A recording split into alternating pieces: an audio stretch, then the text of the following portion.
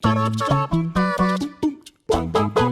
2018-19 season was a hugely successful one for Liverpool, but one that was also tinged in a great sense of what if, as the Anfield club missed out on their first league title in 29 years by just a single solitary point.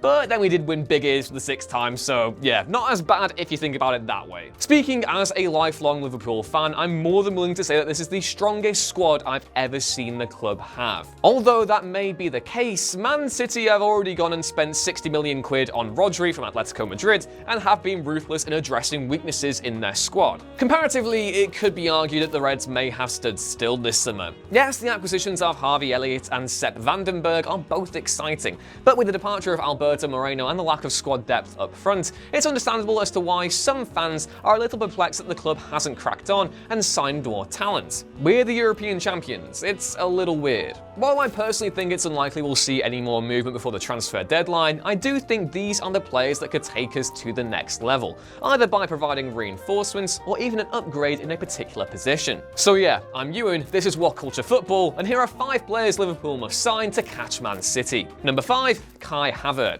It was a toss-up for this position between the Leverkusen starlet and Lyon Sassem Aouar, but the German international is younger and more versatile than his French counterpart. Football Whispers reported a few years back that Havertz had actually visited Melwood to have a chat with Klopp and the lads, but any potential move is still forthcoming. Liverpool have been linked in the past in the German press, but as with most exciting talent in the Bundesliga, the fear is that he could be on his way to Bayern before the end of the next season. A creative midfielder who's often found himself playing on the right-hand side of an attacking trident last season, Havertz is a composed player with an eye for goal, notching 20 goals and 7 assists across all competitions at club level in the 2018-19 campaign. He could be the number 10 the club were after during that pursuit of Nabil Fekir last summer, and could potentially also allow Salah to move across to the right in a 4-2-3-1 formation, and allow Firmino to play where he plays best at the front of the attack. Number 4, Philipp Max. Staying in Germany now, and this time to provide cover at fullback. It's not a problem position for Liverpool in the sense that Andy Robertson is, literally the best left-back on God's green earth, but what happens if he gets injured? James Milner is a reliable deputy, but he sometimes lacks the pace to compete with speedier wingers, even if his versatility has proven to be an invaluable asset over the last couple of years. Either way, the squad has weakened in that position. There was no way Moreno would get a look in with Robertson in the form he was, but he was still a decent player to have around. With him gone, who do you convince to come to Liverpool and sit on the bench for most of the season? It's just not that attractive, and it seems as though we had no backup plan when Lloyd Kelly signed for Bournemouth at the start of the window. In this case, again, versatility is called for. The Reds were tentatively linked with Junior Firpo early in the window, who can play both at left back and left midfield, but there's no chance he would move with the fee being asked. Philipp Max, on the other hand, could be a cheaper alternative, and is also able to play both deeper and further upfield depending on the situation. Number 3, Milan Skriniar. Now, I've probably butchered the pronunciation of that player's name, but okay. The question of whether or not Liverpool need to sign someone else to play alongside Virgil van Dijk is a tricky one. On one hand, both Matip and Joe Gomez are exceptional talents who've occasionally outshone Big Virg in certain games. On the other, there are definitely concerns regarding fitness with both players missing periods of the 18-19 campaign. It may take a hefty wedge of cash to do so, but I would love to see us explore the possibility of bringing in another Van Dijk-esque player, potentially like Inter Milan's Milan Skriniar.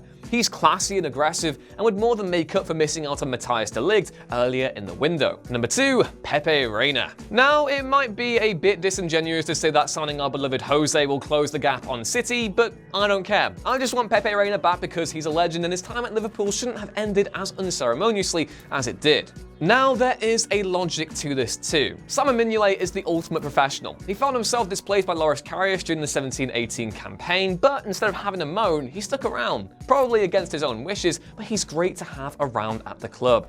Realistically speaking though, he could probably go to several clubs in the Prem and be their first choice keeper, which is what he deserves. Reina, on the other hand, seems content with a role on the bench, with the former Napoli number 1 now plying his trade with Milan in Serie A, deputising Donnarumma. He's got experience in bags, and in the terrifying event where Alisson endures a lengthy absence, dear God, I don't even want to entertain that prospect, I'd want no one else in between the sticks. And number 1, Timo Werner. Werner's an odd case in that he was strongly linked for a while and probably would have joined had it not been for Divock Origi's heroics on the way to the Reds lifting number 6. However, Liverpool are now relatively well stocked in that department, with Rhian Brewster set to fill the spot vacated by Daniel Sturridge in what's hopefully the start of a long and exciting career at Anfield. One of the biggest problems Liverpool have right now is that we obviously need to reinforce, but you don't want to put up roadblocks for the academy either. Adam Lewis and Larouci looked great at left back in pre-season. Kiana Hoover looks like an exciting prospect at right back and centre half respectively, and then further upfield you have the likes of Brewster, Duncan, Glatzel and Curtis Jones waiting in the wing. You bring in a new striker or winger and you create a whole new problem.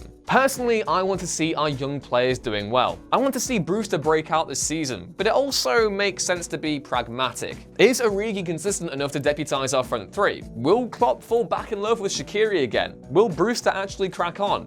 Again, these are all questions hanging over the squad, and if you want to be ruthless about it, then maybe investing in another forward like Werner is a necessary step. He's speedy, a great finisher, and can competently operate on the left side of the attack. It's that kind of versatility we need, and why he'd be such a great signing for Liverpool to make, even though he's probably off to Bayern Munich next year anyway. Either way, there's no point in stressing. The new season starts soon. We've just won the Champions League, and we've got an incredible squad. Just chill. And that was our list on 5 players Liverpool must sign to catch Man City. Do you think the Reds' lack of depth is an issue? Let us know in the comments below, and don't forget to like, share and subscribe to What Culture Football if you haven't done so already. Catch more articles like this on whatculture.com, catch me on Twitter @EwanRuinsThings, and have a great day. Bye!